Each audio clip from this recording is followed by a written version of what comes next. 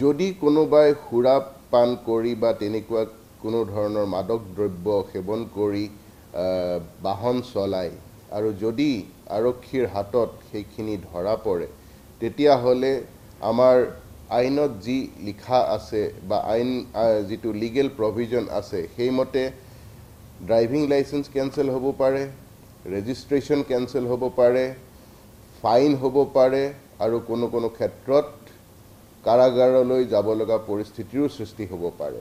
গতিকে মই ৰাইজক অনুৰোধ জনাওঁ যাতে তেনেকুৱা ধৰণৰ কোনো আইন ভংগ কৰা কাম নকৰে। অহাকালি আমাৰ আৰক্ষীয়ে নিৰ্দিষ্ট কিছুমান স্থানত আৰু কিছু মোবাইল পাৰ্টিও থাকিব। আৰক্ষী সন্ত্ৰস্ত হৈ থাকিব যাতে কোনো ধৰণৰ দুৰ্ঘটনা নহয় বা কোনো ধৰণৰ আইন ভংগ হোৱা পৰিস্থিতিৰ উদ্ভৱ নহয়। কিন্তু মোৰ বিশ্বাস যে গুৱাহাটীবাসীয়ে তেনেকুৱা কোনো আইন ভংগ কৰা কাম নকৰে আৰু মই আশা ৰাখিছোঁ যাতে নতুন বছৰটো খুব শান্তিৰে সুখেৰে আৰু আনন্দৰ মাজেৰে যাতে আমি আদৰিবলৈ সক্ষম হ'ম।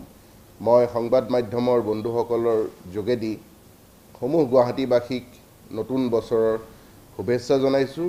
নতুন বছৰটো সকলোৰে কাৰণে সুখৰ হওক। যদি সুৰাপান কৰি বাহন চলাচল কৰে তেনে ব্যক্তি ধৰা পৰিলে কেনেকুৱা ধৰণৰ আপোনালোকে শাস্তি দিব?